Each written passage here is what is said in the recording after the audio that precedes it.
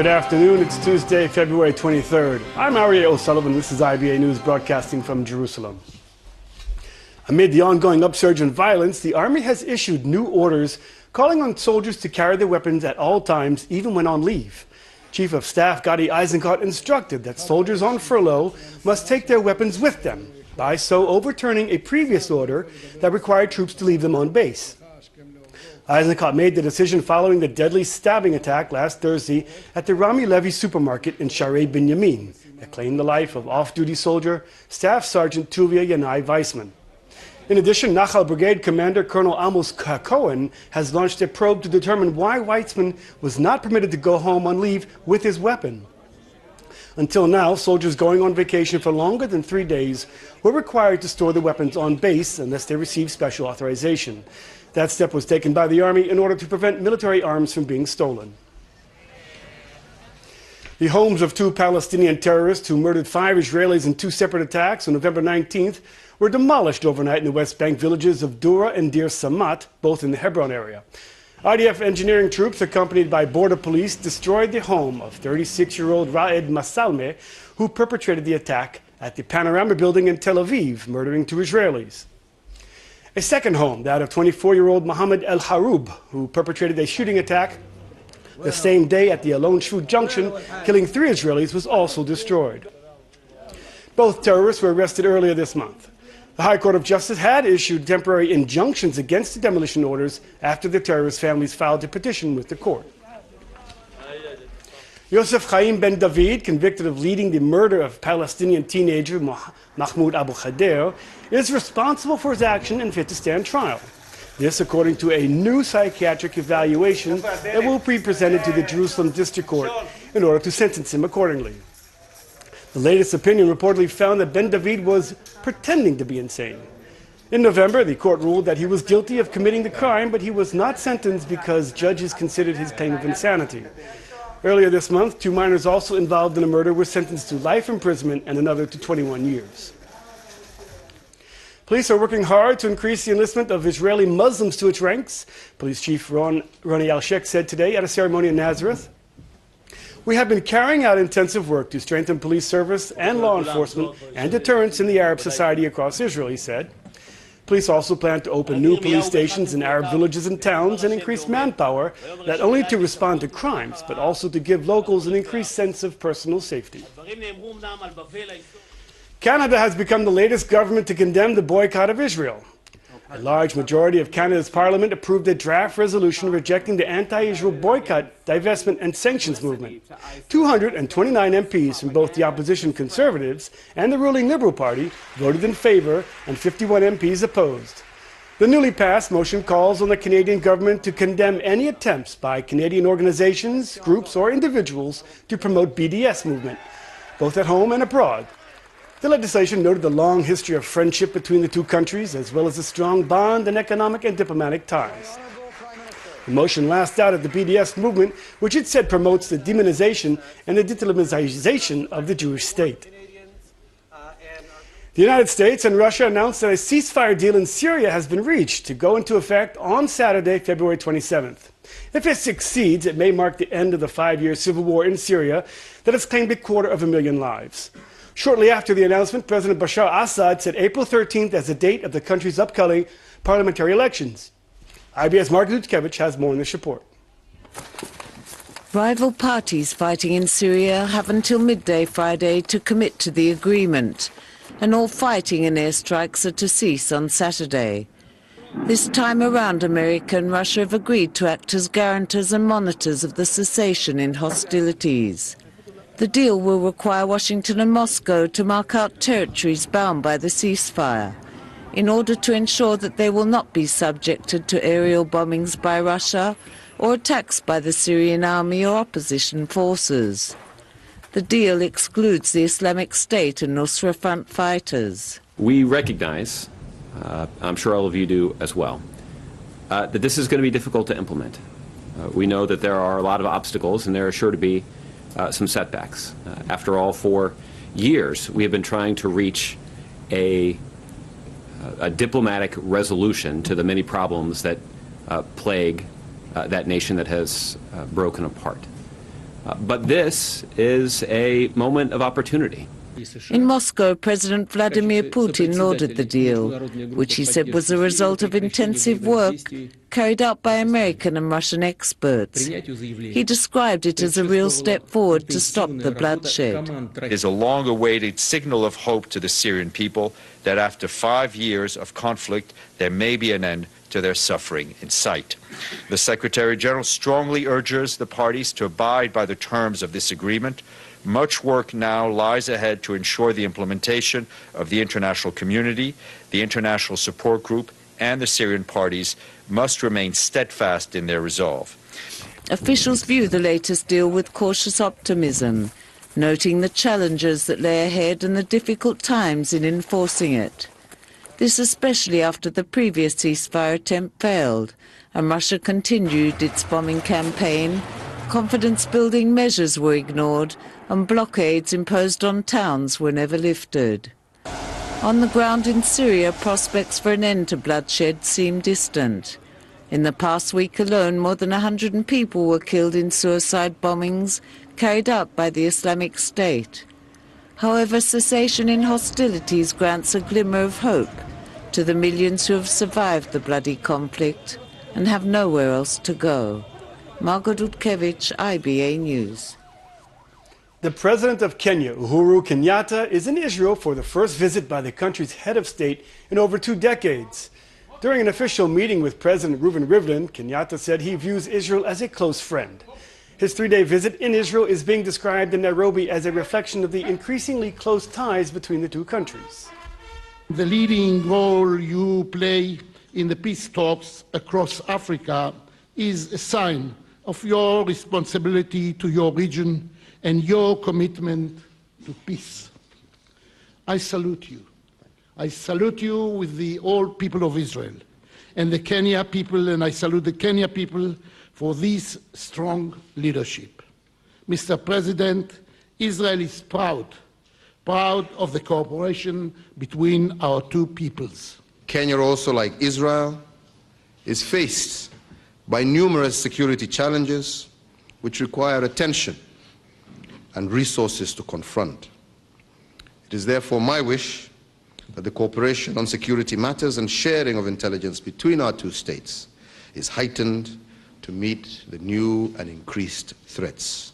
Indeed, it is my sincere hope that this visit of mine will cement the bonds that are already strong that link our two countries. Let me assure you, Mr. President, that we in Kenya hold Israel as a dear and very special friend. In an exclusive interview with Israel Television's Yaakov Achimeir, Kenyatta revealed that Israel and Kenya have intimate security relations to fight against Islamic terrorism. Intelligence sharing, like I said, sharing experiences, border management, sharing, like I said, experiences between our two countries, training, as well as training of our troops, especially our special forces that are combating with this problem. So those are some of the areas that we are working very closely together with Israel. So Kenya is welcoming Israel in this respect? Oh, absolutely. Not only welcoming, we participate together, we work together very, very closely, as I've said. Do you know, Mr. President, if Kenyan troops or security guards are being trained in Israel by the Israelis? Well, I would say that we have very close partnership. I wouldn't want to get into the details, but we definitely have a very close partnership between Kenya security agencies and the Israeli security agencies. Turning to the U.S., where 1 week from today, on March 1st, the nation will mark Super Tuesday, the day when several states across America hold primary elections. Super Tuesday is considered the biggest day in the 2016 primary election cycle and may be a deciding factor in either advancing or halting many of the candidates' campaigns. Former ambassador to Washington, M.K. Michael Oren, said that this year's presidential elections was a turning point in American history and portends the end of establishment candidates. It's an end of an era in which politics in the United States were conducted according to a certain rule book. And now we see candidates who not only are not acting according to that rule book, They haven't even read the rule book. They might even not own the rule book. They've thrown it out. And I think this election could be truly a turning point in America's political history. Something very different is coming. Clearly, this election reflects a great depth of frustration, of anger at the system. It's the establishment candidates who are having the most difficult time. It is too early to tell. This anger may burn off. It may, express itself in a Trump or Bernie Sanders campaign. And at the end of the day, we still may have establishment figures running, Hillary Clinton and Marco Rubio. But I think what is clear is the immensity of this frustration with the establishment, and I don't think it's going away. How do you think that's going to be impacted in the new elections and whoever's going to be elected president? What's the relationship with Israel going to be? I think it's too early to tell. I think if you're dealing with establishment figures, you pretty much know what you're dealing with. There's parties, and the parties have long-standing traditions. They're not that far apart. In many ways. I mean, they're committed to Israel's security. But I think more important for Israel is the way those establishment parties view America and America's role in the world.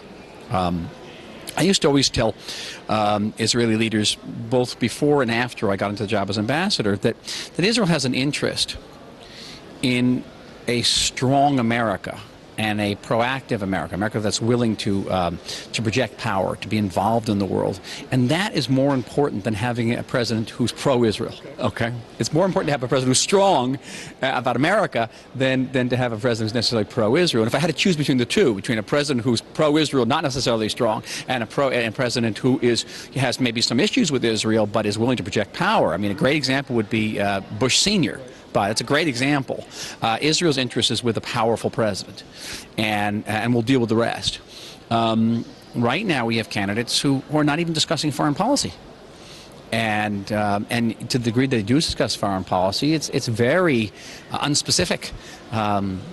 Could you tell me what Donald Trump's position is on foreign policy? It's very difficult. Can you tell me what Bernie Sanders' position is on foreign policy? It's very vague. They're very focused on domestic issues, on immigration, on middle-class wages. Again, Israel's interest is in an America that wants to be proactive in the world, that wants to be the world's leader, and is willing to project power. In business news, a $500 million acquisition of an Israeli high-tech company is in the making. Ravelo Systems, an Israeli cloud software startup, has been purchased by U.S. technology giant Oracle to the tune of $500 million. Founded 5 years ago, the Ra'anana-based Ravelo Systems has quickly turned into one of the world's leading developers of the cloud technology. The homegrown software allows apps to work under multiple cloud providers or platforms and enables the transfer of data between different servers. The buying company, Oracle, is considered the world's second largest software developer after Microsoft. In a brief statement, Oracle said that all of the Ravelo's 70 employees will be joining their company as part of Oracle Public Cloud. You can finally access all the power of the cloud. The annual Tel Aviv Samsung Marathon kicks off this Friday with an estimated 40,000 runners from Israel and abroad set to take part. One of those runners is Barefoot Rick Rabo. How do I say your name? Rabo? Raber, who arrived in the country all the way from Missouri in the United States, and this will be the barefoot runner's 72nd consecutive marathon without shoes as he raises donation for the free wheelchair mission. Well, Barefoot Rick joins me now in the studio. Thanks for coming all the way from Missouri. It's a pleasure to be here. So rain or shine, hot or cold, barefoot, why? You know, I've been doing it now for the last 72 marathons since 2003. I ran my first 18 marathons with shoes, and I started having knee problems because I guess I was just a goofy runner where I would do a lot of heel striking and a lot of pain to my knees. So I thought I was going to have to give up marathoning. But I started reading how barefoot running actually, if you run correctly, it actually displaces the energy a lot more efficiently. And so therefore, I've been able to run successfully the last well, 72 marathons at Tel Aviv. How long ago did you start your first barefoot marathon? I did that in 2003, and actually that was at the Boston Marathon because I had already qualified the previous year with shoes. So I've ran Boston twice with shoes, and then I've ran it 3 times barefoot. At 60 years old now, I'm not qualifying for too many races anymore, but I'm still having a lot of fun out there just running them. Well, you're raising donations for something called the Awareness for the Free Wheelchair Mission. Tell us about that. Well, the Free Wheelchair Mission provides low-cost wheelchairs to third world countries for about $80. You can, or $80 or 320 shekels. You can basically take somebody and lift them into a place of dignity. You can remove them from maybe a street alley or some third world country and put them in a place where they can actually be mobile. So it's a wonderful organization. They've provided tens of thousands of wheelchairs to various organizations. I will say, Ari, the reason I do this now is because it's to take more of the focus off of me. Many years ago, 1993, I gave up alcohol and drugs. I gave my life to the Lord Jesus Christ. And through that, I've just tried to turn it around, and I say, how can I help others? How can I do something to help others? So this is just one way I do that. That sounds nice. Tell me, have you ever run a marathon in Israel before? Yes, I've actually ran the Jerusalem Marathon twice in 2014 and 2015. And I thought, well, let's do the Tel Aviv this time because I hear it's a little flatter. And I know it's a little flatter. So Jerusalem is a very hilly, mountainous marathon. If you have a marathon with the name Mount Scopus in it, then you know that it's going to be a challenge. So you're running barefoot. I mean, you have the thrill of victory, but you also have the agony of defeat. The agony of defeat. That's have you ever hurt your feet running barefoot? You know what it is, Aria, is you really look out for the big stuff and you don't worry about the little stuff. It's kind of like a metaphor for life. The little stuff doesn't hurt you, the little pebbles and little pieces of glass. You just, I say inch by inch, it's a cinch. Well, Rick, how long are you going to be doing this? You know, I'm 60 years old now. If I can, I'll just keep doing them as long as I can do them. I'm running about a 4.5 hour marathon, which, you know, I'm there with the middle of the pack, but I'm still having fun. Well, Rick, we know that you're a fan of the IBA and you watch us in America. Yes. Thanks for coming on our show, and good luck on Friday. Thank you so much, Aria. Okay.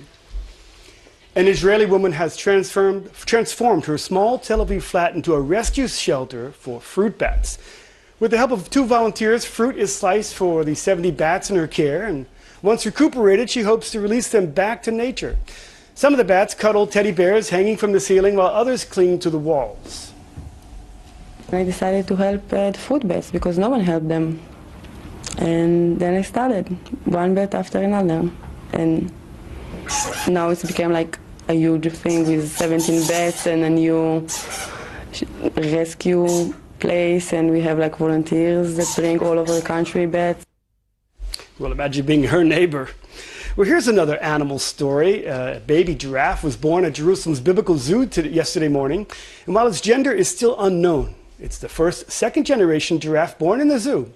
The tall-necked baby and the rest of the herd will remain inside for the next few weeks, so they can't be viewed yet by the public, but the zoo is asking the public to provide a name for the tiny giraffe, who already stands 1.8 meters high.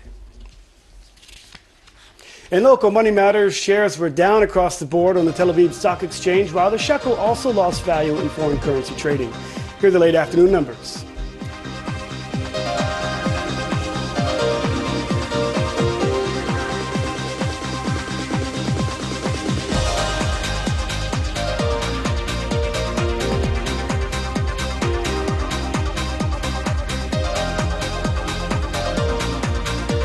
Looking at the weather, it's supposed to clear up with partly cloudy skies and have warmer temperatures tomorrow. Here's a look at the expected highs and lows at home and abroad for the next 24 hours.